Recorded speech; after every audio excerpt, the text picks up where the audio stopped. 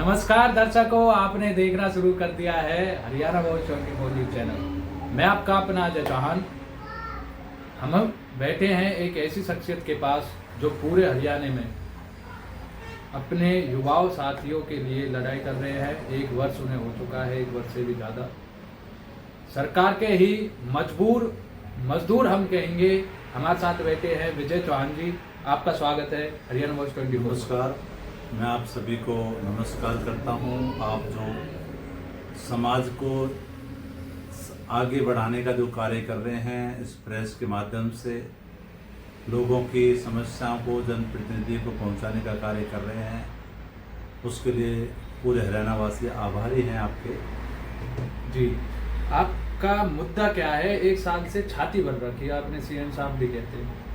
हम हरियाणा सरकार द्वारा लगाए गए CPLO हैं, पंचायत कर्मचारी हैं, और जिन्होंने 2 एग्ज़ाम करके एग्ज़ाम पास किए पॉजिटिव और नेगेटिव मार्किंग के साथ, और 2 एग्ज़ाम दिए। उससे पहले 1000 रुपये फार्म फीस थी, 6 महीने नौकरी की तैयारी करी। उसके बाद मार्च 2024 में हमारी ज्वाइनिंग हुई। जिस दिन हमारे पास ज्वाइनिंग लेटर आया ना, उस दिन हमारे होश उड़ गए थे कि हमें जो सैलरी दे रही थी सरकार, वो मात्र 6000 रुपये दे रही थी। आपने साइड तो नहीं समझ लिया? वो मुझे लगा ये 60,000 है। हो सकता है कि सरकार से कोई मिसप्रिंट होगी और 0 में 60,000 होगी। और उससे पहले भी सरकार 1-2 मिसप्रिंट कर चुकी थी। जैसे एडमिट कार्ड आए हुए थे तो 12 बजे का एग्ज़ाम था, तो उसमें 12 बजे PM लिखा था। मैंने 12 बजे PM, जैसे 11:30 बजे पहुंचना था वहाँ पे, तो 11:30 पे PM लिखा था मैंने। 11:30 PM तो रात में तो एग्ज़ाम होते नहीं। मैंने फिर वो AM कराएगा, कोई नहीं, 11 में हो सकता है मिसप्रिंट है कि वो 60,000 समझ के ही हमने नौकरी ज्वाइन कर ली थी। और उसके बाद हमें 2-3 महीने 6000 रुपये के हिसाब से मिले। अब 8-9 महीने हो गए, 6000 भी नहीं मिल रहे। 6000 भी नहीं मिल रहे। तो आपका परिवार कैसे जो है चल रहा है? कैसे अपने परिवार का भरण पोषण आप कर रहे हैं? परिवार तो अब तक मांग के ही लोगों से या रिश्तेदारों से मांग के ही चलाया है। अब लोगों का इतना कर्जा हो गया है कि लोग भी बाल उखाड़ने पर उतारू हो गए। अब क्या करें, परिवार चलाना पड़ेगा। उनके लिए खाने पीने की व्यवस्था करनी पड़ रही है। बच्चे स्कूल से घर बैठ चुके हैं, मुझे समस्या तो आ रही है। तो दूसरी नौकरी ढूंढ लीजिए ना इसके साथ साथ। दूसरी नौकरी तो हम कर ही नहीं सकते कि जिस दिन हमने ज्वाइनिंग की थी ना, उस दिन हमसे एफिडेविट दिया गया था कि आप कहीं भी सरकारी या प्राइवेट नौकरी नहीं कर सकते, नहीं तो आपके ऊपर 420 का केस दर्ज हो जाएगा। मैंने कहा इतनी बड़ी सरकारी नौकरी मिल रही है तो प्राइवेट नौकरी छोड़ देती है उस दिन ही। उसके बाद लग रहे हैं परिवार को संभालने। हमें क्या पता था कि 6000 रुपये में परिवार संभालने पड़ेंगे। क्या वजह मान रहे हैं कि सरकार आपको जो है पैसे नहीं दे पा रही है?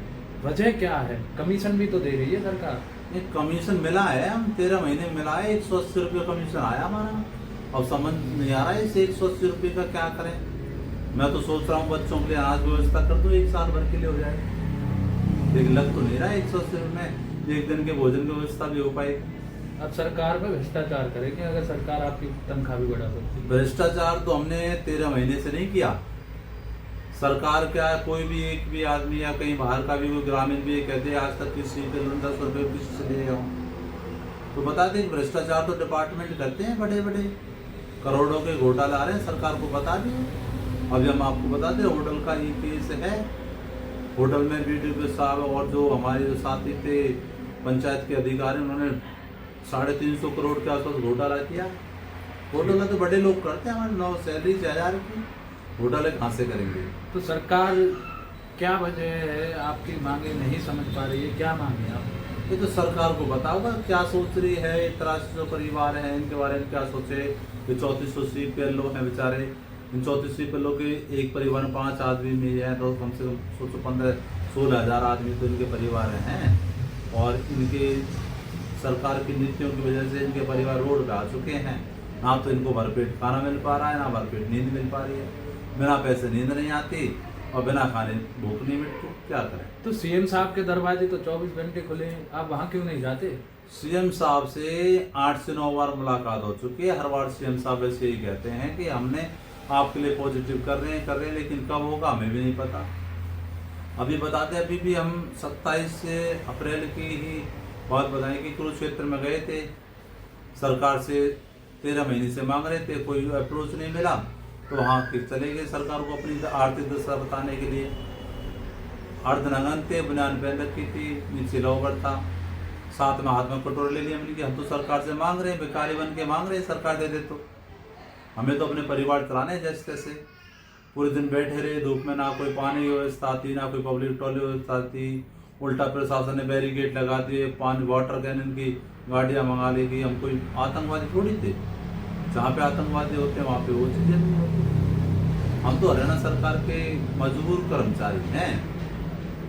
6,000 रुपये नौकरी करनी पड़ रही है, दूसरी नौकरी अब मिलेगी नहीं।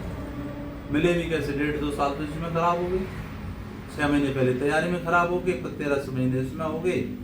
अब कोई कौन नौकरी दे रहा है? जो स्किल थी वो तो, जो पहले स्किल वो अलग थी, ये स्किल अलग है। बिना पर्ची खर्ची की तो मिली थी नौकरी। हाँ, बिना पर्ची खर्चे की मिली थी। हो सकता है उसकी वजह से सरकार पैसे न दे रही हो।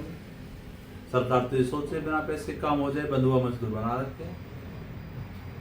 और क्या बातें रखना चाहेंगे अभी? हम तो सरकार से एक ही डिमांड रखते हैं जी, हमारी जो सैलरी है ग्रुप सी टेक्निकल पोस्ट का करे, जो ग्रेड पे वो 25,400 का है, उसमें जो अन्य सुविधा है TAT की वो सभी सुविधाएं मिले हमें प्रॉपर 9 से 5 में सारी सीटिंग वगैरह दिलाएं। अच्छे से हम कार्य करेंगे, सरकारी नीतियों को जन जन तक पहुंचाएंगे। हम तो सरकार के लिए पॉजिटिव काम कर रहे हैं और आगे करते भी रहेंगे।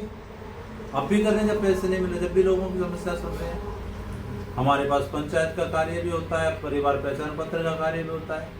कार्य इतना है जो पूरे दिन लगे रहे, जब भी नहीं निपटेगा। अब गलियों का काम है, मैं बताऊं आपको कि जितनी भी ग्रामीण गलियां हैं उनका सर्वे करना है। ये बताना है गांव में कितने इलेक्ट्रिक पोल लगे हुए हैं, गांव में कितनी बेंचेज हैं, गांव की जो गलियां हैं वो कच्ची हैं, पक्की हैं, ईंटों से बन रही हैं या फिर मसाले से बन रही हैं, नाली कितनी गहरी है, नाली मरम्मत की जरूरत है, पंचायत घर कब बना है, पंचायत जो बिल्डिंग है वो कब बनी है, वो सारा कार्य हमें करना है। ये देखना है कि गली की लंबाई कितनी है, कहाँ से कहाँ शुरू होती है, उनकी फोटो खींच के भेजना, सारा सिस्टम। ऐसे थोड़ी होता, पूरा टाइम लगता है।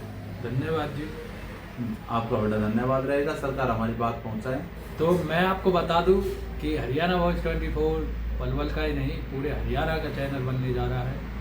आज हमारे साथ पूरे हरियाणा के 8300 परिवार इस हमारी वीडियो को देखेंगे।